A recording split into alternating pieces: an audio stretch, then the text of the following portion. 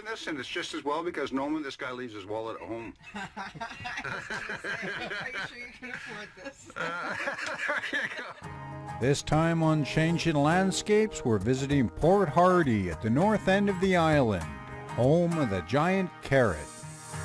Then we'll head to the northeastern tip to rugged Cape Scott Provincial Park before sliding back down to Coal Harbour, home of the last whaling station on the west coast of Canada, an old Royal Canadian Air Force base, and of course Joey's Museum.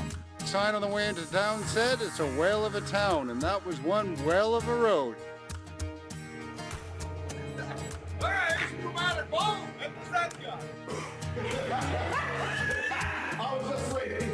Vancouver Island, British Columbia. That's a little island off the west coast of Canada. It's our home, and what a place it is. My name is Scott Wilson, and I'd like you to join me and my good buddy Dominic Medlinski as we explore our island.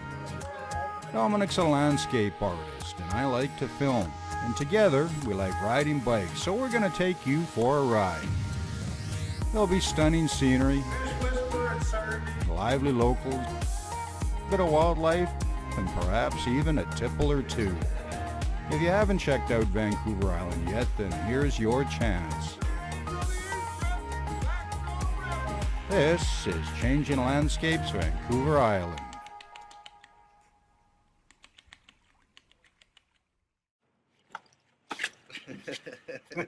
Hi, it's the Nomadic Bull. And the Zen guy. Okay, today we're in Port Hardy, which is, whereabouts is Port Hardy? Most northerly town of Vancouver Island. Okay, now, we've noticed a distinct difference when you head up from Campbell River north. Things start to get pretty gnarly, don't they? Yeah. Yeah, so I mean, like today we're going to go explore a couple of small communities, Winter Harbour, Holberg, and we're hoping you're going to do a painting In Cape Scott Provincial Park in the St. Joseph Bay.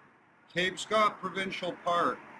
Now, today most of the riding's going to be dirt because a lot of these roads, okay, are logging roads. In fact, a lot of the roads on Vancouver Island used to be logging roads, and then the government's taken them over, paved them, and to a large extent our infrastructure is made up of old logging roads, right? Oh, that's right. I mean, the main highways were even the logging roads back in the old days.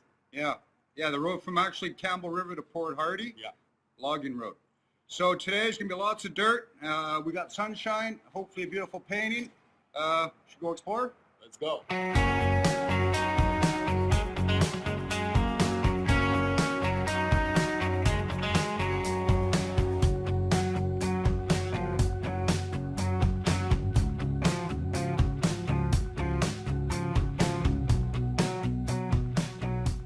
Okay, so here we are. We're about to head out, but before we go, this road, there's no stores at the end of the road, so we're going to stock up with some fresh goodies. Sounds good. They look very fresh. Okay, and we met Barbara over here at Alert Bay, and she said she was going to be here this morning, so we're going to come down and get some fresh fruit because apparently her produce rocks. Now, I'm just going to come back here for the viewer because basically what you do here is your business, it's a converted trailer, and you set it up with fresh produce. From the Okanagan, From the Okanagan. fresh apples, fresh pears, fresh plums. So, and what you do is you're the traveling fruit girl. I am. I I'm the guess. fruit lady. You're the fruit lady. I am. Okay, because you were at Alert Bay and you're selling over there. You go to Alert Bay once a week, right? Every week, been going for 26 years. 26 years. Not me, but Frank. This- Well, Yeah. Frank, yeah, he built a trailer and then you took it over. Right. So one day a week in Alert Bay and then how many days in Port Hardy? 4 days here. Okay, Dominic, what you getting? Take an apple or two with you, because they're really good. I can sell you a single here. Okay. A couple of different varieties. This is a Spartan and an Ambrosia. They're nice. Now the apples are from the Okanagan, right? Oh yeah. Now the bananas aren't. No. No. Yeah, yeah. They're from Nanaimo. Nanaimo, there you go. Apples and bananas go together nicely. I think that might be good. Okay. Oh, you cleaned them out. Oh, yeah. No, no, that's No, okay. no, no, I changed. You just. I'm gonna have to roll all these coins. Well, you know, when you travel on the bike, you don't want to carry the. No, I understand. Hey. Okay, close up with the wallet. Oh, there you go. All right, $3. Dominic, you got some money? Huh? Wait a minute, if I had some money. Oh, God, I'm short. My turn.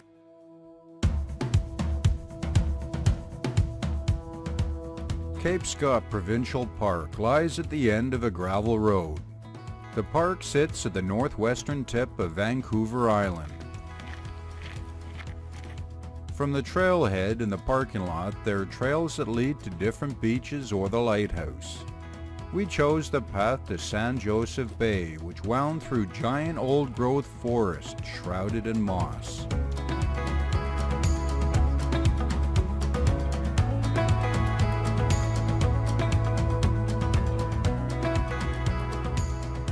I chose this location because of the rock stocks that I have in front of me.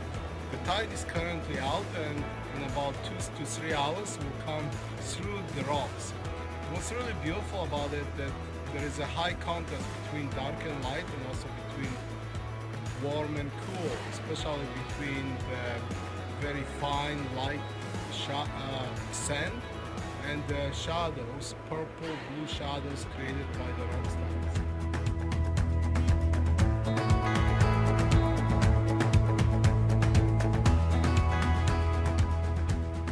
As Dominic contemplated rock stacks, I contemplated the beach, the weather, and cell phone coverage.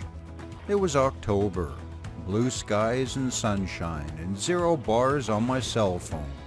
It was the perfect combination, one that made you really listen to the water and take stock.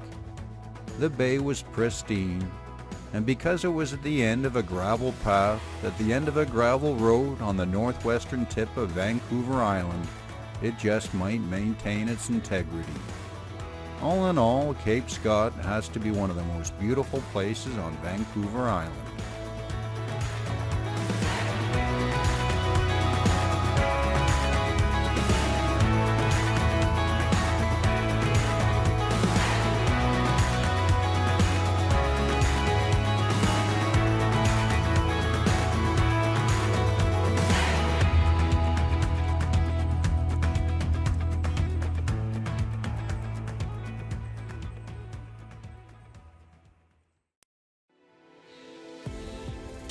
All paintings created during the filming of this series are available for purchase on Dominic's website at www.paintingjourneys.com.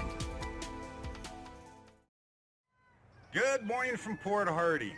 Okay, we've had 2 days here, but we're heading out. We just thought we'd bring you down here to the dock, though, because this is pretty sweet. This is kind of the typical day in October. Blue sky in the morning, then the mist comes in, then the sun starts to burn it off, and just beautiful. But in any case, where are we heading there, Zen guy? We're gonna go and explore and check out the salmon spawning on one of the local rivers, and then we'll take you to Coal Harbour. Coal Harbour. Not Coal Harbour, Vancouver, but Coal Harbour, Vancouver Island. Now, the neat thing about traveling on Vancouver Island is that no matter when you visit, something seasonal is going on. It was late fall, the heat of summer was long gone, as were the tourists. But visitors of another sort were returning, as they have done since the beginning. The salmon were back, and the rivers were full, and as we left Port Hardy, we made a stop at the Quatsi Salmon Center to get a closer look. If you're interested in the world of salmon, then the center offers an incredible first-hand glimpse at the fish and their world.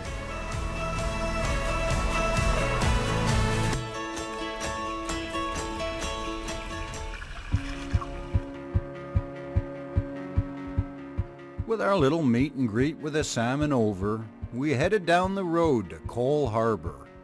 It's a short little jaunt from Port Hardy over a beautiful road with little traffic.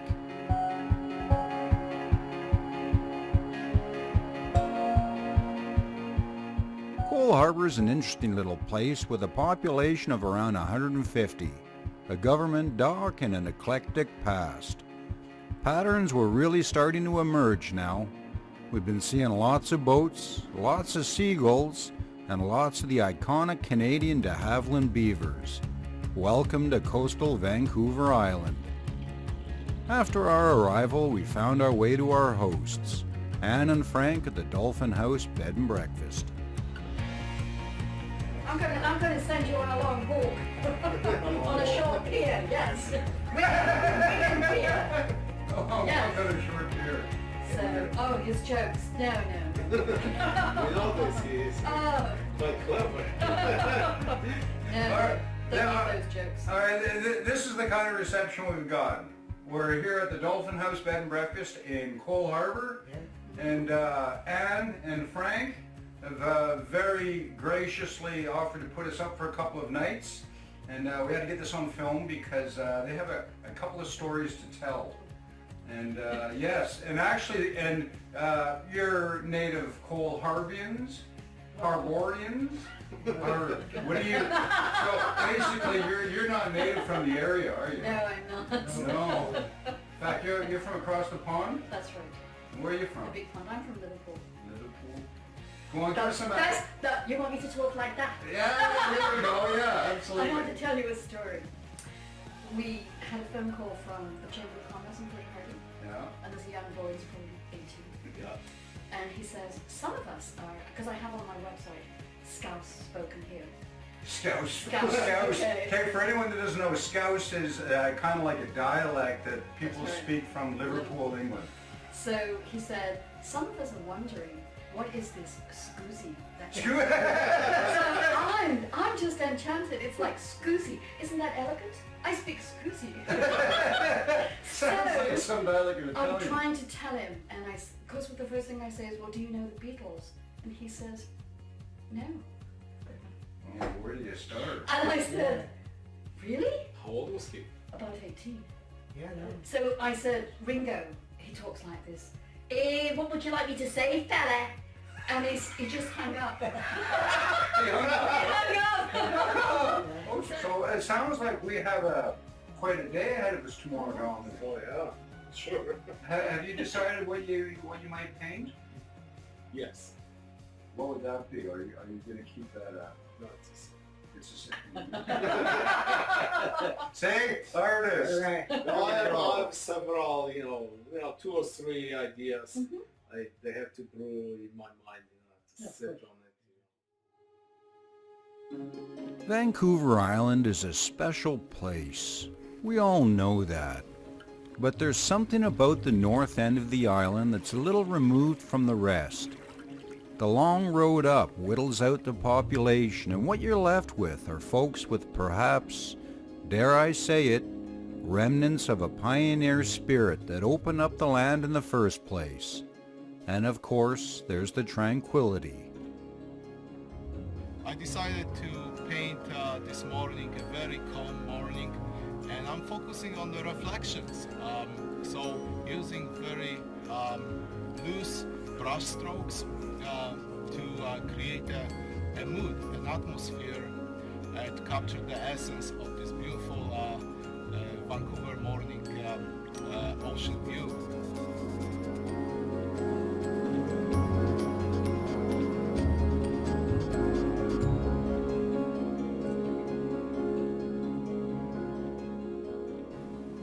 Well, it's an absolutely beautiful morning here on Quetzino Sound.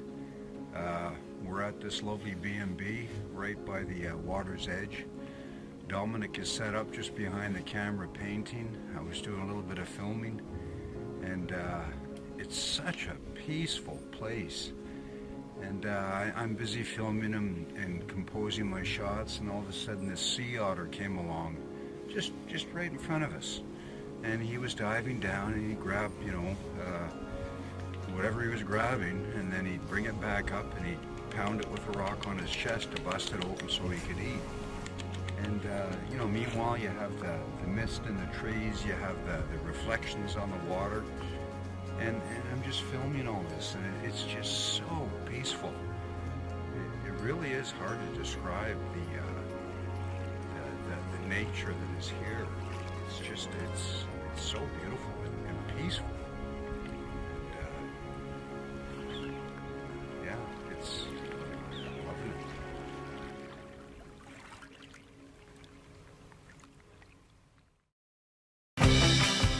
If you're enjoying the show and would like to contribute to future free programming, why not become a patron at patreon.com/nomadicbull. Thanks for watching. Our next stop was to visit a very unique individual. This is his place. You may notice he speaks a little differently. That's because he suffered from Guillain-Barré syndrome, which attacks the nervous system. Joel Eilertson, or Joey, spent a year incapacitated, 6 months of that in hospital. Joey's been in Coal Harbour quite a while now, owns 3 de Havilland Beavers, this turbine here taking off, a Cessna, an old Royal Canadian Air Force hangar, and a museum to share the town's past with those that want to look back. After talking to Joey, he agreed to give us a tour, and this is a very small sample of what we saw. Look at that sucker climb. So it's got a little bit of everything. We have a hovercraft prop that was here during the 80s. Air Force pictures over here from 40 to 45. A muzzle-load harpoon gun that was used in the blacksmith shop here at the whaling station. Okay, so just so for the viewer then, Coal Harbour has got a fascinating history. Started off with coal, but the coal was low grade, so it didn't stick. That's right. Then after that, during the war, the Royal Canadian Air Force were based here? Basically from about 38 to 45. 38 to 45. That's right. Okay, and so this hangar we're standing in now is an old Air Force base hangar. And And then Jordan Gibson bought it after that in 47. Okay. And started the whaling station, which was called Western Canadian Whaling. That's a job on up there. Oh my God. You know, that's the small job on. Well, The big job on is up on the main hangar. we're gonna show you something after that'll get you going. Was this the last whaling station in Canada? This was the last one based on the West Coast. There was one in Newfoundland that lasted 2 years longer. So basically then this museum, we cover the Air Force, we cover the whaling, and we also cover, notice you're a big fan of the Canadian Beaver flying airplane. Oh yeah, we have three beavers and one turbine. That's a beaver engine, that's a 985, 9 cylinders, and that was developed in 1927. And that's an engine that we still use, exactly the same. And so that's a motor. So, but during the Second World War, what kind of planes were stationed here? It was the Strander and the Catalina, which is basically those 2 airplanes right there. The Stranraer and the Canso. Oh, the Canso Canso. or the That's Catalina. Catalina. Okay. So there used to be 2 hangars here originally, right? That's right. Okay, and one's gone. One's gone because it had live steam in it from the whaling station that just deteriorated to the point that Had to be torn down. Yeah, that's the Hornsby tractor. That was built in 1909. And it originally went up to Dawson City to move coal from a coal mine. But it never worked. So then in the 30s, 1930, they brought it down to Troxino Sound and tried logging with it. And that's the size of bigger than a D9 machine. And the only part that's left is this track frame, which is what you've seen up at the other building. And that pattern, that's the only steam tractor that was ever built, and that pattern was sold to Caterpillar. So that's the forerunner of Caterpillar. The museum grows one room at a time. In the second room was a fire truck Joey had restored and a collection of chainsaws. In the third was a collection of phones. Then there was the hangar itself. Okay, and you figure this can be restored? But I think we can restore it, yes. That's an air compressor. It's an Ingersoll Rand diesel-driven air compressor. This is the diesel engine, and that's the air compressor. And the five wheels weigh 3,000 pounds apiece. 3,000 pounds, this Yeah. right here. And we got two. Yeah. So it's your goal, like all these machines you get back, the ones you take a special liking to, it's your goal to get these To things make running them again. rotate. Yeah. So you're missing some parts on this, though, aren't you? Well, what we're really missing is we're missing the data plate or the manufacturer's plate. Yeah, it's a big brass plate that was on it. Plus there's a number of other little plates that were on it that talked about the cylinders. You can see the holes here to where there were different Oh, I see. metal plates that gave information. So I'm sure that they're around British Columbia someplace. Compressors, cars, boats and floats. Joey had a little of everything, but he was saving the best for last. Okay, so this is the magic door. Okay. The carpenter shop. Now I love woodwork, you know, I tinker. But I came in and I saw this bench, and right off the bat, I mean the bench, as any carpenter will know, this bench is a beauty. But it's really interesting because of its functionality. And because of Joey, his ailment, he came up with this system. So basically he is driving, there's two pinions here, he's cranking this, and this whole side of the bench comes open. And this is like a vise?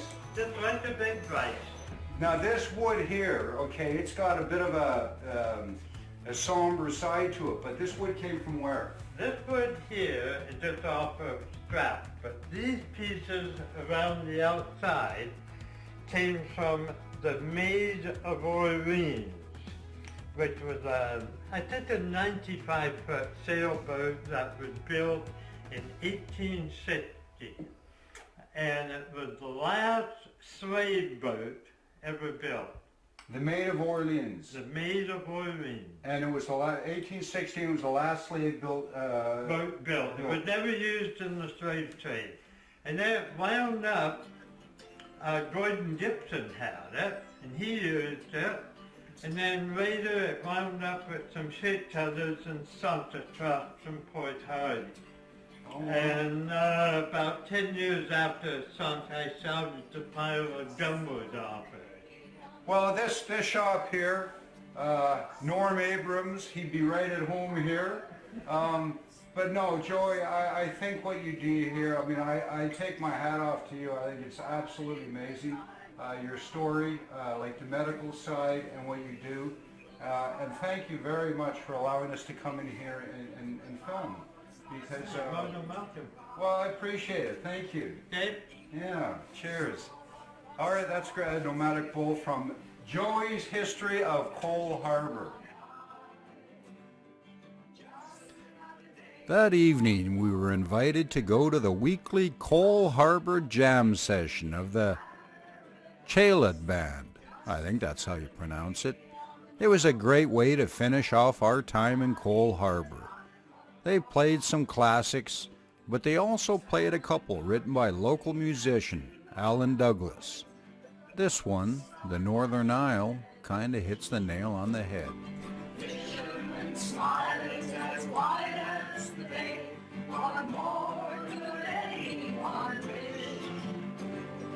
Just another day on the Northern Isle.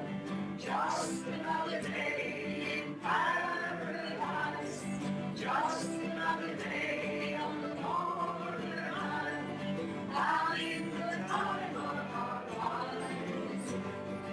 Backpacker walks out to San Joseph Bay. As the bears cross on the beach. Seagulls dance on the ocean's spray, that's the way runs out to reach. Just another day on the northern island. Just another day in paradise. Just another day on the northern island.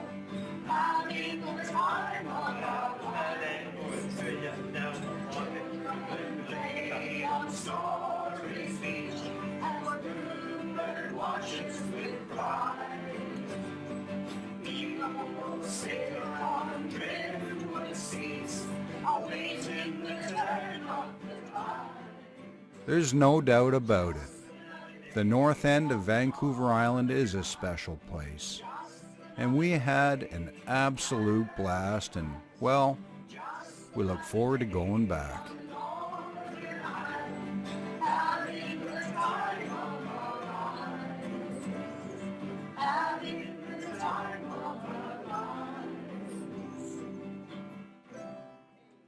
This was an amazing place to come with small children and have them grow up here.